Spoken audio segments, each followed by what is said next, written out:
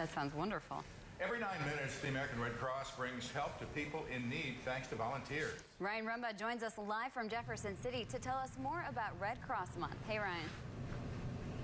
Good morning, guys. Yes, we're at the American Red Cross this morning, the Heart of Missouri chapter in Jefferson City, and I'm here this morning with our good friend Dave Griffith. Good morning. Good morning. How are you this morning? Good. How are you? Good. Thanks for having us. Oh, thanks for coming down here. Bright and early this morning. Yes. Now it's Red Cross Month. That's exactly right. And actually, Red Cross Month got started back in March of 1943 when President Franklin Delano Roosevelt proclaimed March as Red Cross Month, and every president since then has done that, and it really gives us a chance to let everybody know what the Red Cross is doing and how we affect people's lives almost every day. Right, and for our friends at home that, they know what the Red Cross is, but they don't really know what you guys do on a day-to-day basis. What are those kinds of things? Well, I think when there is a national disaster, I think that the Red Cross is always in the forefront, and people see us and they know that we're there. But the one thing they don't really fully understand is what we do almost every day, and that's in helping single-family fires. Yes. And on your news station, we've heard an awful lot about fires over the last month. And matter of fact, in the month of February, we had 23 fires. A lot this winter, too. And really, it's just been an inordinate number. And people try and heat their homes in unconventional ways, and it causes fires that way. And so, yeah, we do that every day. And we've got our volunteers, the ones that respond to that. When we receive a phone call from the fire department, they let us know that the family has asked for assistance, and we go out there and make an assessment. Right. And depending upon that, we give them a debit card loaded with cash to help them buy food and clothes and shoes and socks and that kind of thing. Yeah, some families wouldn't be able to survive without it. But besides that, we also, Service Armed Forces is one of the services that, lines of service that we have. And we make connections between families and service members when there are emergencies at home and help them get here. That's really how we got our start. Clara Barton started on the battlefield in Civil War, and we've had a strong relationship with the military since then.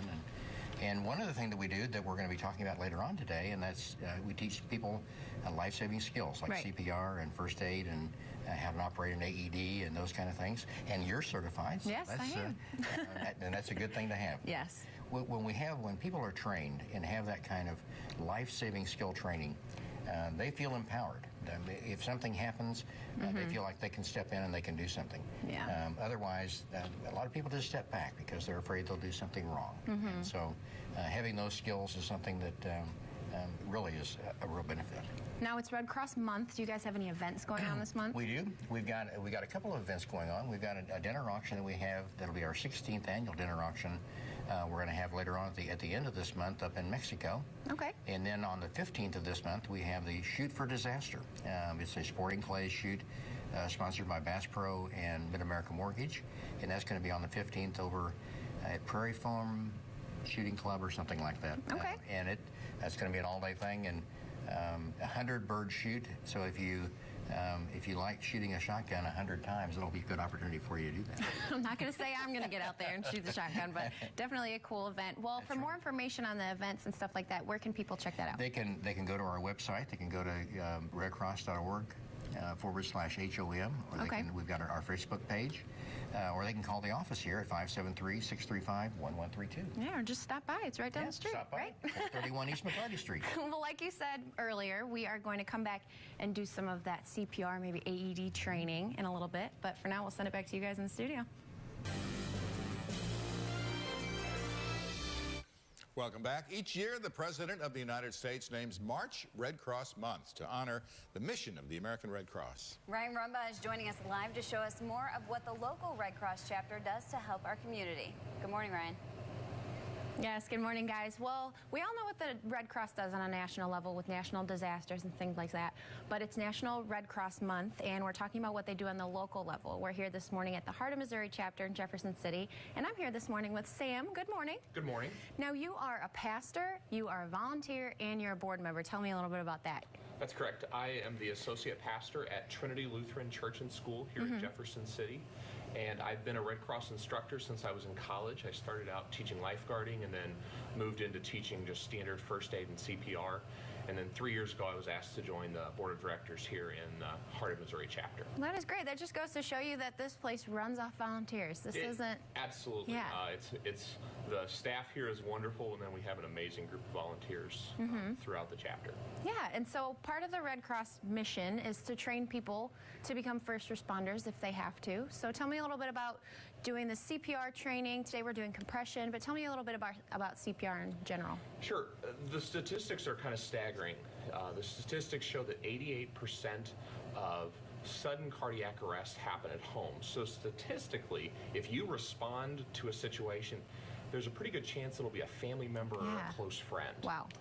And then the statistics also show that if you immediately respond to like a sudden cardiac arrest, that increases the victim's chance of survival by 2 to 3 times. Wow. Sadly, though, that only happens about 32% of the time, and mostly it's because people are afraid about knowing what to do, or they're concerned, or they just simply don't know how. Right. Right. And so the Red Cross has really pushed CPR. I mean, a lot of people receive training for their jobs, but sadly there's a huge group and part of society that doesn't know how. And so one of the ways that they have moved forward is they teach compression-only CPR. Okay, and that's what we're going to do today. That's correct. Yes. That's correct. It's a simpler version of what we kind of know and see from the movies and on TV, where there's compressions and there's breaths and there's a whole lot of other things. Right. It's a much more simplified thing. Okay. The best thing people can do is, if possible, to take a class through their workplace, through a community organization, calling up the Red Cross. But this is a great place to start because the biggest thing we can do in an emergency is to respond. Do something. Exactly. Right. Don't do nothing. So, what are we going to do first? Sure. The first step, and this really applies for almost all emergency situations, is to check the scene and to check the victim. Okay. You don't want to step into a situation where you yourself as a responder could be seriously hurt or the victim could be hurt more. For example, you step into a backyard, somebody's laying down, there's a puddle of water, well, there was an extension cord running through it. Doesn't do you any good. You want to make sure you're good. The scene is safe, so we check the scene for safety, we check the victim. Now, somebody, for example, our Resuscita Annie doll here laying on the ground, we look at it and we say, okay, they're laying down. Okay. We've seen, okay, they're obviously unconscious.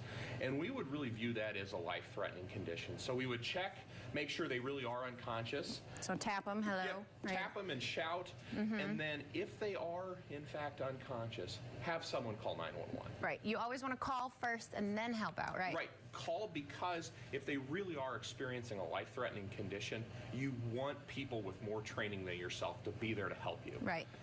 Definitely important. Okay, So what's the first thing we do? Check, we call, and then we provide care. And so it's going to be fairly obvious if they're not breathing, their chest isn't rising, anything like that.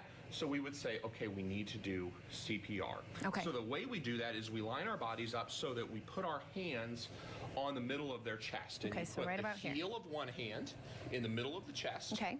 And then you take your other hand and place it on top. All right. And you keep the rest of your fingers up off. Okay, so you're And just having that heel down. Just have the heel down. It helps protect the rest of their chest. Okay. And you get your body so you're up over the victim, and you start doing compressions. Okay. And that's at about 100 compressions per minute, so very quickly. A little faster. Ooh, it's hard to push this thing. We'll make you work this morning. And we keep doing those compressions until further help arrives. Okay. Now, we have awesome first responders here in Jefferson City with the fire department, the police department, and the goal is that they're here very quickly. Right. Folks around the country, I don't think are always have the benefit of such great first responders. And so the statistics nationally are sometimes it can take 8 to 10 minutes for a first responder to arrive. Well, the Red Cross has a good response vehicle that we're actually going to look at when we come back. But Right. For now, we're out of time. We're going to send it back to the studio, but we're going to check that out in a little bit. We'll send it back to you guys. Well, during Red Cross Month, the American Red Cross recognizes the country's everyday heroes, heroes who reach out to people in need. Ryan Rumba joins us live from the Heart of Missouri chapter to tell us more about Red Cross Month. Good morning, you guys. Well, we're outside now. We're at the Heart of Missouri chapter of the Red Cross, and we are in the disaster relief vehicle. I'm here with Mike. He's a volunteer. Good morning. Good morning. Thanks for having us. This is so cool. Tell me about this vehicle and what it's used for. This is an emergency response vehicle, ERV, and it's used to serve food primarily. and we can do fixed feedings, or mobile feeding, or search and feed. It looks like an ambulance. Tell me about that. It's been converted into kind of a food truck. The design was built on an ambulance chassis, Okay. but it was modified by the Red Cross for its special service needs of providing food service. We have insulated containers here that hold 26 quarts. Nice. And we have 6 of those on board. Okay. And we also have 5-gallon beverage containers that we use. And we provide service for hot meals out of the service window there on the side of the truck. Mm-hmm. You said this truck. I'm sorry. You said this truck has been to many places all over the country, including this truck was in New York for 9/11.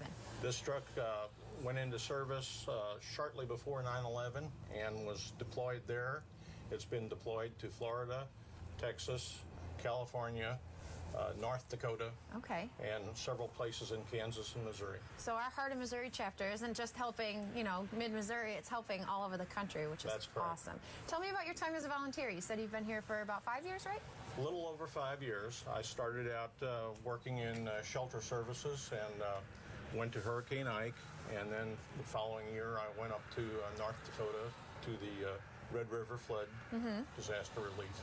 So you've been all over the place too. So our volunteers here in mid-Missouri don't just stay here in mid-Missouri. That's correct. We've got about 20 active volunteers right now that are trained to drive and operate this truck and service it on a weekly basis to make sure it's ready to deploy. Yes, well, thank you for having us out this morning. This is so cool. Definitely great to see things like this happening in mid-Missouri, so thank you. And for more information on the American Red Cross, you can visit their website. And for now, we'll send it back to you guys in the studio.